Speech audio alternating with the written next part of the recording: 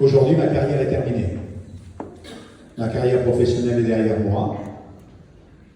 Et je reviens dans ma ville natale. Et j'y reviens parce que j'ai envie de servir.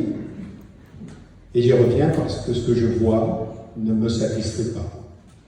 Et donc, soit je passe une retraite heureuse, j'ai pas besoin de grand-chose, soit je m'investis, et je m'investis pour les générations futures. Je n'ai donc aucune ambition personnelle et je n'ai pas besoin du poste de maire pour pouvoir vivre. Je n'ai aucune ambition personnelle, c'est-à-dire de parier demain sur la mairie d'Arles et puis la députation, le Sénat ou un autre poste. Car que fait-on aujourd'hui pour les enfants d'Arles? Que fait-on aujourd'hui pour que ces enfants puissent s'engager sereinement, en toute confiance, sur la route d'un destin possible? Si je m'engage devant vous ce soir, c'est que je suis pour ma part convaincu que la puissance municipale peut être pour beaucoup dans le fait que ces enfants puissent être des gagnants. Tout faire sans relâche, sans faiblir, chaque jour, tout faire pour faire gagner les Arlésiens. Tout faire pour réduire le fossé qui s'est créé entre l'extraordinaire renommée culturelle de notre ville et la vie quotidienne de ses habitants. Et comme je ne suis pas un adepte du nivellement par le bas, c'est par le haut que nous gagnerons et que nous permettrons aux Arlésiens de vivre mieux. Vivre mieux! Alors je suis là pour dire que si Arles veut tracer un avenir radieux, eh bien il faut sortir réellement du système actuel. Un système fondé sur le clientélisme. Je te donne, je te tiens. Un système qui tourne le dos au monde des entreprises. Un système qui refuse d'ériger la cité arlésienne en capitale pour mieux la confiner au rang de petite ville. Arles a réellement besoin de se retrouver avec elle-même. Pour cela, chers amis, nous devons désormais poser les bases d'une ville qui fasse gagner chacun de ses enfants. Et la condition première est que nous devons d'abord la remettre en état. Alors comment remettre en état cette ville? J'ai une première conviction. Une ville plus sûre, une ville plus propre, une ville plus vivante, plus verdoyante, qui ne soit pas le royaume de la voiture, mais des transports doux, ne s'obtient pas sans l'action soutenue de son personnel municipal. Car c'est à lui que je m'adresse en priorité, à ce personnel trop souvent et injustement vilipendé. Nous devons mener à la fois une politique efficace et humaine. Il faut que les règles soient connues de tous et respectées par tous. C'est une évidence.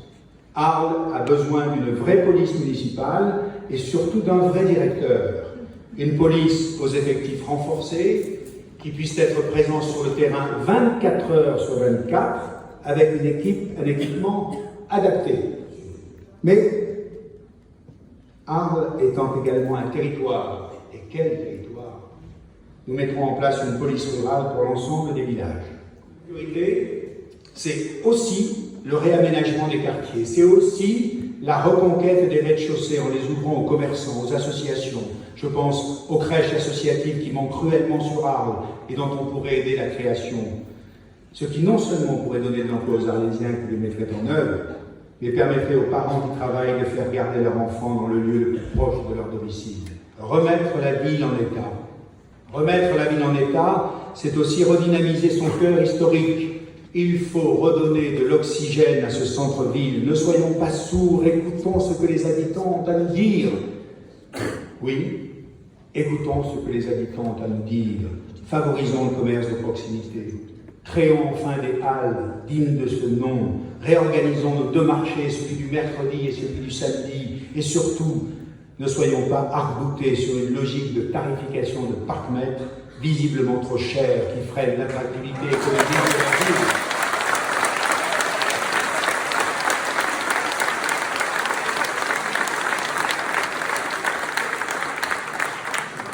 C'est avant tout structurer la ville.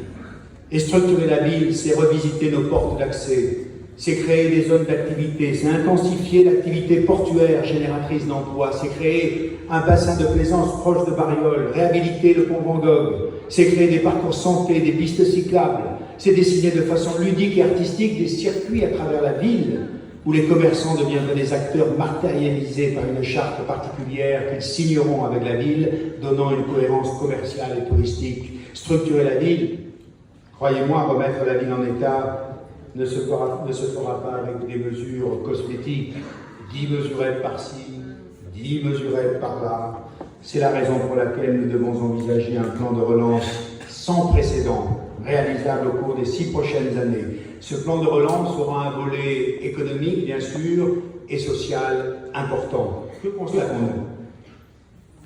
Nous constatons que se creuse un fossé grandissant entre les classes dites supérieures et les classes populaires.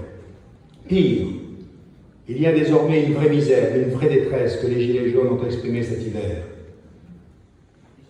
Cette classe moyenne est ici en voie de disparition.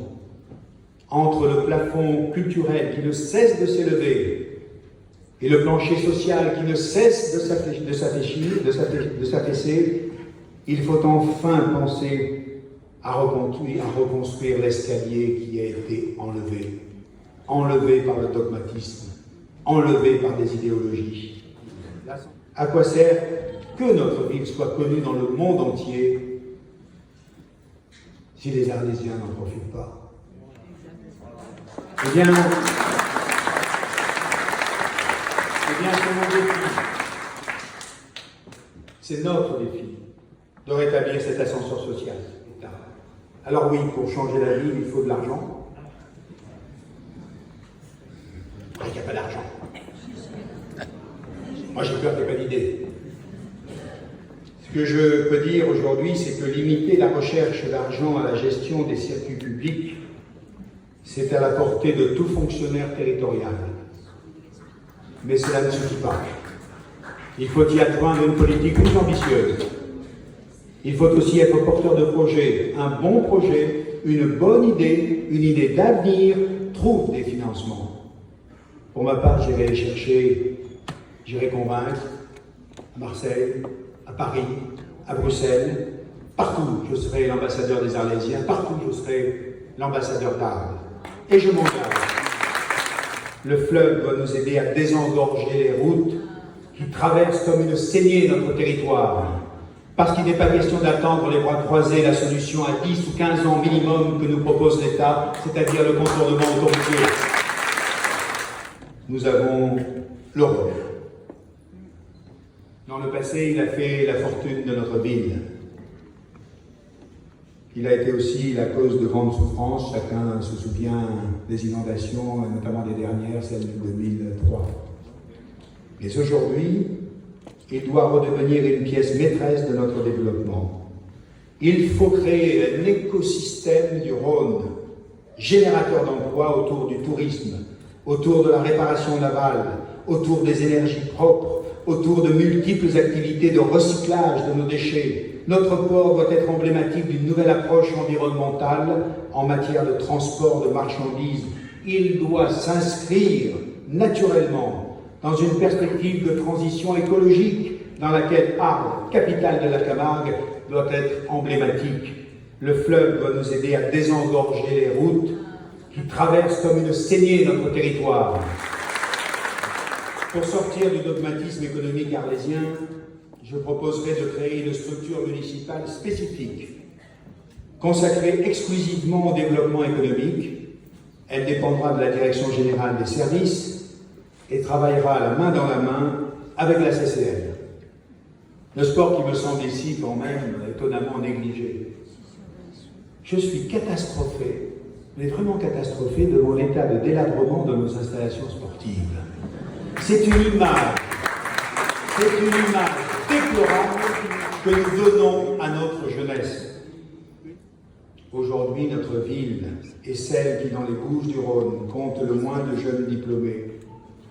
C'est ça le nivellement par le bas. Arles est une capitale éminemment culturelle, éminemment touristique, et ne l'oublions pas, éminemment agricole.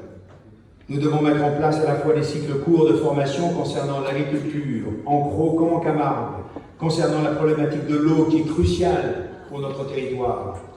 Nous devons aussi mettre en place des cycles courts concernant la nouvelle économie, le numérique, l'intelligence artificielle, la gestion des réseaux. Nous devons renforcer nos liens avec l'université Aix-Marseille, sans oublier, mais c'est une évidence, les métiers de la restauration, de l'hôtellerie. Nous devons être en mesure de proposer une main-d'œuvre qualifiée qui soit opérante toute l'année, parce que nous ne voulons pas être la ville d'un tourisme limité au mois d'été. Je veux être le maire d'une ville qui vit 365 jours par an.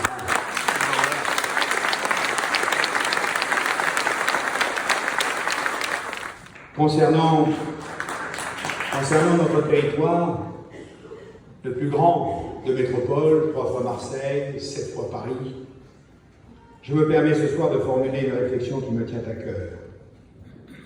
On parle beaucoup de démocratie participative. Mais la première marque de cette démocratie participative ne serait-elle pas d'impliquer davantage dans nos débats, dans nos réflexions, dans nos décisions, les habitants de nos hameaux et de tous nos villages qui forment la commune d'Arles? Aujourd'hui, j'ai voulu vous donner la philosophie de ma démarche et vous exprimer mon engagement pour faire gagner Arles, pour faire gagner les Arlésiens. Notre culture arlésienne et camarguaise est une chance exceptionnelle, une singularité exceptionnelle. Elle constitue nos racines et permettez aux créateurs d'émissions que j'ai été, elle constitue également nos ailes. Et je vais être clair ce soir. Je ne sais pas ce que l'avenir nous réserve en ce qui concerne le pays d'Arles et la métropole. Je ne pense pas d'ailleurs qu'une décision soit prise à court terme. Ce que je sais, c'est que dans tous les cas de figure, nous devons être forts, nous devons être unis, nous devons être soudés. Dans l'intérêt des Arlésiens, nous devons agir dans le cadre que nous connaissons actuellement, c'est-à-dire celui du pays d'Arles. Or, il n'y a véritablement de pays d'Arles qu'avec Arles. Et Arles doit retrouver toute sa place en devenant le trait d'union des 29 communes de notre territoire, ce qu'elle n'a jamais su faire jusqu'à présent.